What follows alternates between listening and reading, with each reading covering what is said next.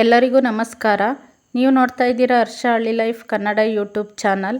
ಇದು ರಾಮನವಮಿ ಹಬ್ಬದ ದಿನದ ವಿಡಿಯೋ ಆಗಿರುತ್ತೆ. ನಮ್ಮೂರಲ್ಲಿ ಶ್ರೀ ಆಂಜನೇಯ ಸ್ವಾಮಿ ದೇವಸ್ಥಾನ ಇರೋದು, ಅದರಿಂದ ಹನುಮ ಜಯಂತಿ ಮತ್ತು ರಾಮನವಮಿನ ಮಾಡ್ತಾರೆ.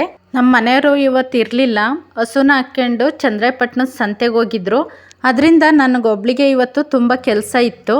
ಮನೆ ಕೆಲಸ, ಹಸುಗಳ್ದು ಕೊಟ್ಟಿಗೆ ಕೆಲಸ ಎಲ್ಲ ಮುಗಿಸಿ ಪೂಜೆ ಸ್ನಾನ ಮಾಡಿ ಪೂಜೆಗೆಲ್ಲ ರೆಡಿ ಮಾಡ್ಕೊಂಡು ಪೂಜೆ ಮಾಡೋ ಅಷ್ಟೊತ್ತಿಗೆ ಸಂಜೆನೇ ಆಗೋಯ್ತು. ನಾನಿಲ್ಲಿ ಪೂಜೆಗೆ ಪಾನಕ, ಪಲಾರ ಮತ್ತು ಬಾಳೆಹಣ್ಣು, ಹಣ್ಣು ಕಾಯಿ ಎಡೆ ಮಾಡಿದ್ದೆ. ಮನೇಲಿ ಪೂಜೆ ಎಲ್ಲ ಮುಗಿಸ್ಕೊಂಡು ದೇವಸ್ಥಾನಕ್ಕೆ ಊರೊಳಗಡೆ ಹೋಗೋ ಅಷ್ಟೊತ್ತಿಗೆ ಸಂಜೆನೇ ಆಗೋಗಿತ್ತು. ನಮ್ಮೂರಲ್ಲಿ ರಾಮನವಮಿ ಮತ್ತು ಹನುಮ ಜಯಂತಿನ ತುಂಬ ಜೋರಾಗಿ ಅಲ್ದಲೇ ಇದ್ರೂ ಸಿಂಪಲ್ಲಾಗಿ ಚೆನ್ನಾಗಿ ಮಾಡ್ತಾರೆ. ಎಲ್ಲರೂ ಒಟ್ಟಾಗಿ ಸೇರಿಕೊಂಡು ದೇವಸ್ಥಾನದ ಕೆಲಸ ಮತ್ತು ದೇವಸ್ಥಾನದ ಸುತ್ತಮುತ್ತ ಎಲ್ಲ ನೀರು ಹಾಕ್ಬಿಟ್ಟು ಸಾರಿಸಿ ಈ ಥರ ಎಲ್ಲ ರಂಗೋಲಿ ಬಿಡೋದು, ಮತ್ತು ಎಲ್ಲರೂ ಒಟ್ಟಿಗೆ ತರಕಾರಿ ಎಲ್ಲ ಹೆಚ್ಚಿ ಅಡುಗೆಗೆಲ್ಲ ಎಲ್ಪ್ ಮಾಡಿ ಅಡುಗೆ ಮಾಡೋದು ಎಲ್ಲ ಮಾಡ್ತಾರೆ. ಯಾವುದೇ ಒಂದು ಫಂಕ್ಷನ್ ಆಗಲಿ, ಫಂಕ್ಷನ್ನಲ್ಲಿ ಪಟಾಕಿ ಹೊಡೆಯೋದು ಅಂದ್ರೇ ಗಂಡು ಮಕ್ಕಳಿಗೆ ತುಂಬ ಖುಷಿ. ಪಟಾಕಿ ಹೊಡೆಯೋದ್ರಿಂದ ಆ ಫಂಕ್ಷನ್ನಿಗೆ ಇನ್ನೂ ತುಂಬ ಚೆನ್ನಾಗಿ ಕಳೆ ಬರುತ್ತೆ.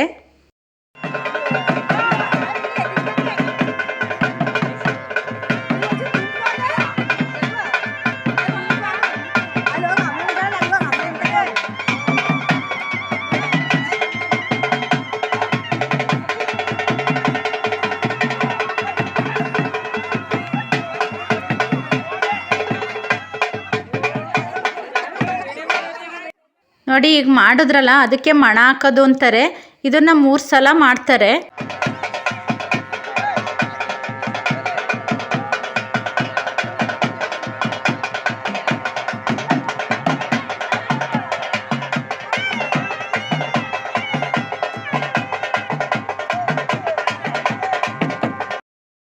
ಉತ್ಸವ ಮೂರ್ತಿನ ಹೂವಿಂದ ಚೆನ್ನಾಗಿ ಅಲಂಕಾರ ಮಾಡಿ ಊರು ಸುತ್ತ ಹಣ್ಣು ಕಾಯಿ ಮಾಡಿಸ್ಕೊಂಡು ಮೆರವಣಿಗೆ ಬಂದು ಈ ಥರ ಸ್ವಲ್ಪ ಹೊತ್ತು ದೇವ್ರನ್ನ ಉತ್ಸವ ಮಾಡಿಸಿ ಆಮೇಲೆ ದೇವಸ್ಥಾನದೊಳಗಡೆ ಕೂರಿಸ್ತಾರೆ. ನೈಟ್ ಕತ್ಲೆ ಆಗಿರೋದ್ರಿಂದ ವಿಡಿಯೋ ಅಷ್ಟು ಕ್ಲಿಯರಾಗಿ ಬಂದಿಲ್ಲ.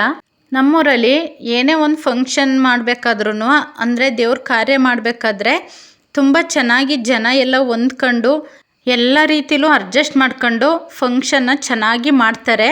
ಅಂದರೆ ಕೆಲವ್ರ ಮನೇಲಿ ಒಬ್ಬೊಬ್ಬರು ಹೋಗ್ದಲೇ ಇರಲಿ ಅಡ್ಜಸ್ಟ್ ಮಾಡ್ಕೊಂಡು ಮಾಡ್ತಾರೆ. ಅಂದರೆ ಈಗ ಅಡುಗೆ ಮಾಡೋದಿರುತ್ತೆ, ದೇವಸ್ಥಾನದಲ್ಲಿ ತುಂಬ ಕೆಲಸ ಇರುತ್ತೆ, ಕೆಲವರು ಹೋಗೋಕ್ಕಾಗಲ್ಲ ಮನೇಲಿ. ಅಂಥದ್ರಲ್ಲಿ ಬರಲಿಲ್ಲ ಅಂತ ಯಾರನ್ನೂ ಏನು ಮಾತಾಡಲ್ಲ. ಎಷ್ಟು ಜನ ಹೋಗಿರ್ತಾರೋ ಅಷ್ಟು ಜನನೇ ಅಡ್ಜಸ್ಟ್ ಮಾಡ್ಕೊಂಡು ಪ್ರತಿಯೊಂದು ಕೆಲಸನೂ ಮಾಡ್ತಾರೆ. ದುಡ್ಡಿನ ವಿಚಾರದಲ್ಲೂ ಅಷ್ಟೇ. ದೇವ್ರ ಫಂಕ್ಷನ್ ಅಂದರೆ ಅಲಂಕಾರ ಮಾಡೋಕ್ಕೆ, ಹೂವಿಗೆ ಮತ್ತು ಊಟದ ವ್ಯವಸ್ಥೆಗೆ ತುಂಬ ಖರ್ಚಿರುತ್ತೆ. ಅಂಥದ್ರಲ್ಲಿ ಇಷ್ಟೇ ಕೊಡಬೇಕು, ನೀವು ಇಷ್ಟೇ ಕೊಡಿ ಅಂತ ಯಾರನ್ನೂ ಕೇಳಲ್ಲ. ಅವ್ರವ್ರ ಭಕ್ತಿಗೆ ಅವ್ರು ಎಷ್ಟಾಗುತ್ತೋ ಅಷ್ಟು ಕೊಟ್ಟರು ಸುಮ್ಮನಿರ್ತಾರೆ. ಏನಾದರೂ ಹೆಚ್ಚು ಕಮ್ಮಿ ಆದ್ರೂ ಕೆಲವರು ಅಡ್ಜಸ್ಟ್ ಮಾಡ್ಕೊಂಡು, ಈ ಹುಡುಗರು ಎಲ್ಲ ಇರ್ತಾರಲ್ವ, ಒಂದು 10-15 ಜನ ಈ ಥರ, ಅವರೇ ಅಡ್ಜಸ್ಟ್ ಮಾಡ್ಕೊಂಡು ದುಡ್ಡೆಲ್ಲ ಜಾಸ್ತಿ ಸಾಲ್ಟೇಜ್ ಆಗಿದ್ದರೆ ಜಾಸ್ತಿ ಹಾಕ್ಕೊಂಡು ಅಡ್ಜಸ್ಟ್ ಮಾಡ್ಕೊಂಡು ಎಲ್ಲ ತಂದು ಮಾಡ್ತಾರೆ. ನೋಡಿ, ದೇವ್ರ ಉತ್ಸವ ಎಲ್ಲ ಮುಗಿಸಿ ಮಣ ಎಲ್ಲ ಹಾಕ್ಸಿ ದೇವ್ರನ್ನ ತಂದು ದೇವಸ್ಥಾನದ ಜಗಲಿ ಮೇಲೆ ಕೂರಿಸಿ ಅದನ್ನೆಲ್ಲ ಬಿಚ್ಚಿಬಿಟ್ಟು ಒಳಗಡೆ ದೇವಸ್ಥಾನದ ಒಳಗಡೆ ಗರ್ಭಗುಡಿಲಿ ಉತ್ಸವ ಮೂರ್ತಿನ ಕೂರಿಸ್ತಾರೆ. ನೋಡಿ, ಇಲ್ಲಿ ಕೂರಿಸ್ತಾ ಇದ್ದಾರೆ. ನಾನು ದೂರದಲ್ಲಿ ನಿಂತ್ಕೊಂಡು ವಿಡಿಯೋ ಮಾಡ್ತಾ ಇದ್ದೆ, ಅದು ಕ್ಲಿಯರಾಗಿ ಕಾಣಿಸ್ತಾ ಇರಲಿಲ್ಲ. ಆಮೇಲೆ ಅಲ್ಲಿ ಯಾರೋ ಫೋನ್ ಇಸ್ಕೊಂಡು ನೀಟಾಗಿ ವಿಡಿಯೋ ಮಾಡಿಕೊಟ್ರು. ಯೂಟ್ಯೂಬ್ ಮಾಡ್ತಾರೆ, ವಿಡಿಯೋ ಮಾಡ್ತಾರೆ, ರೀಲ್ಸ್ ಮಾಡ್ತಾರೆ ಇನ್ಸ್ಟಾಗ್ರಾಮಲ್ಲಿ ಅಂತ ಅಂದರೆ ಕೆಲವರು ಆಡ್ಕೊಳ್ಳೋರೇ ಜಾಸ್ತಿ ಇರ್ತಾರೆ. ನಮ್ಮೂರಲ್ಲಿ ತುಂಬ ಚೆನ್ನಾಗಿ ಸಪೋರ್ಟ್ ಮಾಡಿದ್ರು. ಅದು ನನಗೆ ನೆನ್ನೆನೇ ಗೊತ್ತಾಗಿದ್ದು.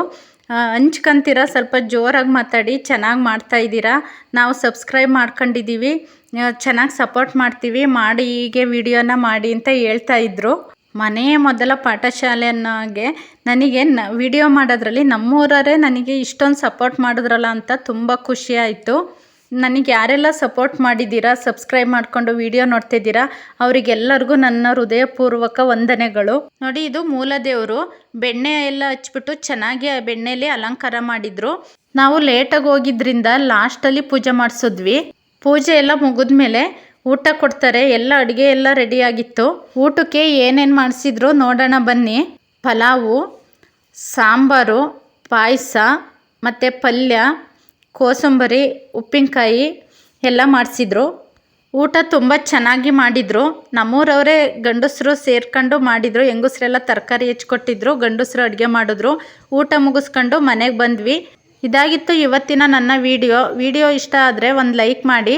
ಧನ್ಯವಾದಗಳು.